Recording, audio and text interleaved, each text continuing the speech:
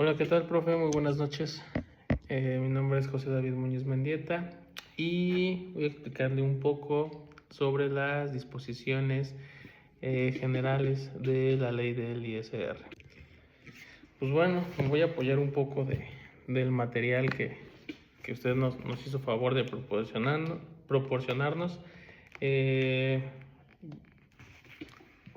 La verdad es que sí lo repasé, sin embargo, pues hay algunas cosas que no se me quedaron por completo y pues bueno, me estaré apoyando aquí con el material pertinente.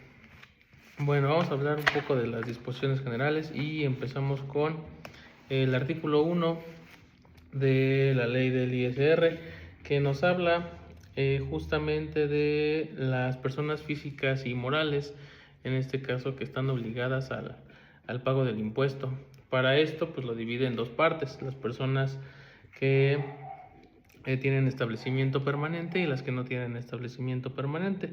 En este caso pues ambas personas van a estar pagando impuestos por cualquier tipo de ingreso y por todos sus ingresos que obtenga la persona. En este caso, con la de establecimiento permanente, es por todos los ingresos que sean atribuibles, y la que no sea permanente, la que no tenga establecimiento permanente, por los ingresos que procedan de alguna fuente de riqueza, pues vaya, propiamente aquí en México. El artículo 2 nos habla un poco de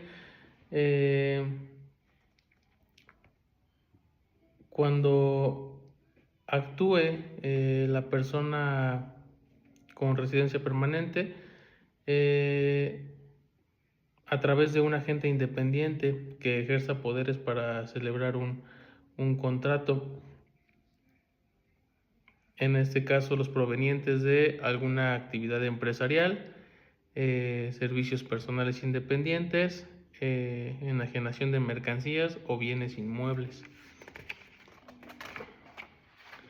El artículo 3 nos va a hablar de que se considera que no se constituye un establecimiento permanente cuando se realizan las siguientes actividades con carácter preparatorio o auxiliar, y tenemos 4 cláusulas. La primera es almacenar o exhibir bienes. La segunda es la conservación de bienes o mercancías. La tercera es un lugar de negocios con el fin de comprar bienes o mercancías. Y por último tenemos la número 4, que refiere también a un lugar de negocio que desarrolle actividades de propaganda, suministro de información, investigación científica o preparación para la colocación de préstamos o actividades similares. El artículo 4 nos va a hablar de cuando se haya establecido en México la administración principal de un negocio o de una sede de dirección que consideren residentes en México, de acuerdo al artículo 9 del Código Fiscal de la Federación. En este caso se consideran entidades extranjeras a las sociedades y entes creados o constituidos conforme al derecho extranjero, que tengan personalidad jurídica propia. También las constituidas conforme al derecho mexicano. Y tenemos también en la cláusula A que se consideran figuras jurídicas extranjeras los fideicomisos, las asociaciones, los fondos de inversión y cualquier otra figura jurídica del derecho extranjero, siempre que no tenga una personalidad jurídica propia.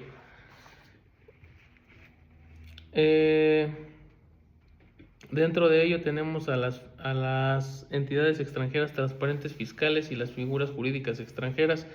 Para esto nos dice el artículo 4, fracción A, que se considera a las entidades extranjeras y las figuras jurídicas cuando no sean residentes fiscales con efectos del ISR o cuando sus ingresos sean atribuidos a sus miembros, socios, accionistas o beneficiarios.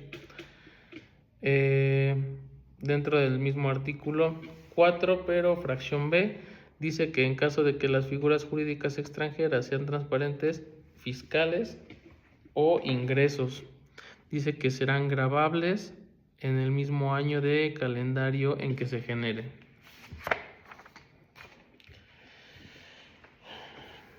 Tenemos también que las figuras jurídicas extranjeras consideradas como residentes fiscales en un país o jurisdicción en el extranjero, sus ingresos se acumulan por el contribuyente al 31 de diciembre del año en el calendario en el que se generaron. En este caso tenemos aquí una pequeña nota general en donde habla que solamente aplica cuando el régimen tenga participación directa sobre la entidad extranjera o cuando la participación sea indirecta y involucre a otras entidades extranjeras. Dentro del mismo artículo 4, fracción B, tenemos otra nota, la cual nos habla que si los ingresos están sujetos a un impuesto establecido de la ley del ISR y ha sido efectivamente pagado, se podrá acreditar en los términos del artículo 5 de la ley del ISR. Tenemos también lo que sería el ISR pagado en el extranjero y nos habla que se podrá acreditar contra el impuesto conforme a la ley del ISR, les corresponda pagar el ISR que haya pagado en el extranjero por los ingresos procedentes de fuente ubicado en el extranjero, siempre que se trate de ingresos por los que esté obligado al pago del impuesto en los términos de la presente ley.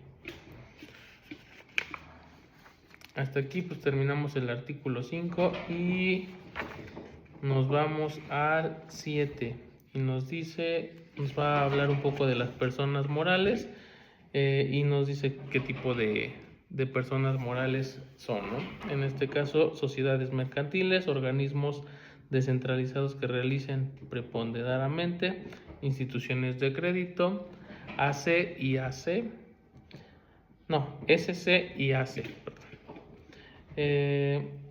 y AP cuando a través de ellas se realice una AE.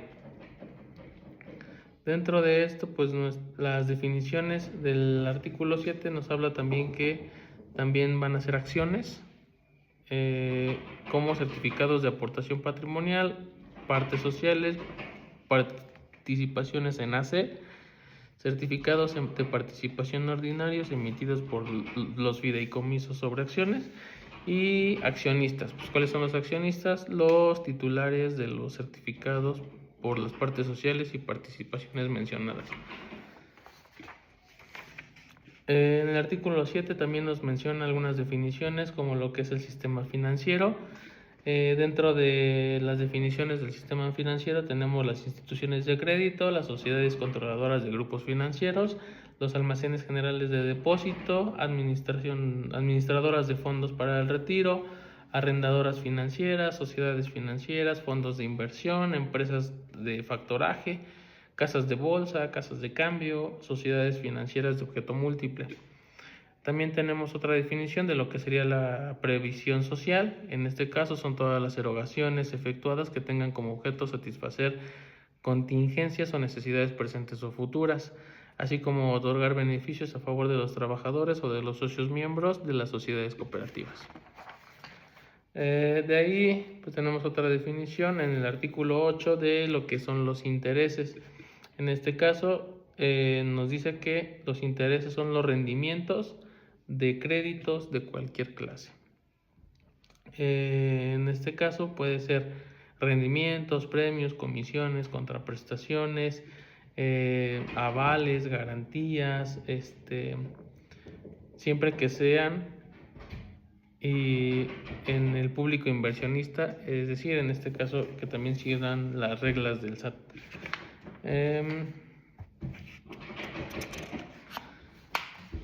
Pues bueno, de ahí nos saltamos al siguiente tema, que eran los ingresos acumulables. Para esto pues nos pide una definición de qué es el ingreso y yo busqué la definición aquí en el artículo 90 de la ley del ISR y nos dice que los ingresos grabados están obligados al pago del impuesto establecido en este título. Las personas físicas residentes en México que obtengan ingresos en efectivo, bienes devengados, cuando en los términos de este título señale en crédito, en servicios o en casos que señale esta ley o de cualquier otro tipo. También están obligados al pago del impuesto a las personas físicas residentes en el extranjero que realicen actividades empresariales o que presten servicios personales independientes dentro del país. Esa es la definición de ingreso, según el artículo 90. Luego nos vamos aquí a la parte de que los ingresos acumulables.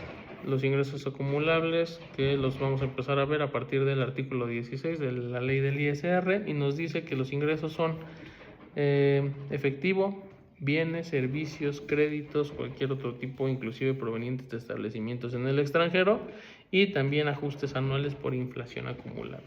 Esos son los tipos de ingresos acumulables que vamos a tener en este artículo. ¿Cuáles son acumulables que no son ingresos? El aumento de capital, el pago de la pérdida de los accionistas, la prima obtenida por la colocación de acciones, el valor de las acciones por el método de participación y la revaluación de los activos y del capital. Esos son ingresos que no son acumulables. Al final de cuentas iban a aumentar el capital, pero pues no es acumulable. Dentro de las reglas generales de los ingresos no acumulables tenemos que es el artículo 17, el cual nos va a marcar el momento de la acumulación. En este caso vamos a empezar por lo que sería la enajenación de bienes o prestación de servicios. Ahí vamos a tener el ingreso, o se va a acumular el ingreso en cuanto se expida el comprobante, en cuanto se envíe o se entregue el bien o se preste el servicio, o se cobre o sea exigible, o cuando provenga de anticipos.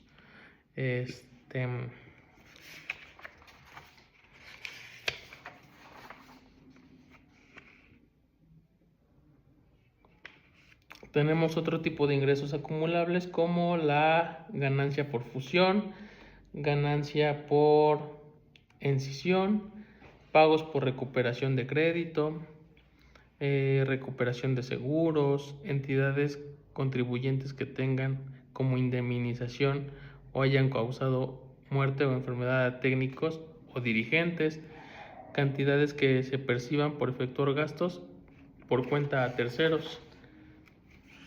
Tenemos los intereses devengados a favor del ejercicio, tenemos en este caso los intereses moratorios, la consolidación de la nuda propiedad,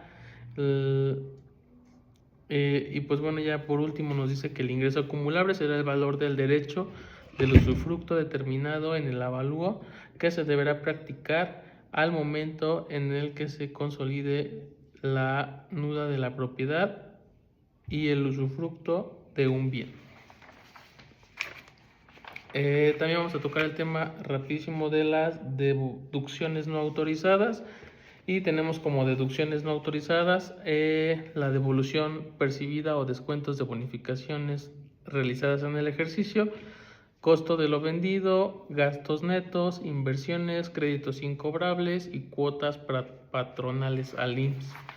Esas son deducciones no autorizadas. Intereses devengados tampoco, ajustes anuales por inflación tampoco tienen deducible, reservas para pensiones o jubilaciones tampoco es deducible, anticipos por gastos, erogaciones estrictamente indispensables o donativos, y bueno, se entiende que son estrictamente indispensables, que sean necesarios para la realización de la actividad de la empresa. Donativos que no son generosos ni remunerativos, y donativos a favor de la federación y los estados o el municipio. Inversiones, comprobantes fiscales con el número de permiso vigente del proveedor,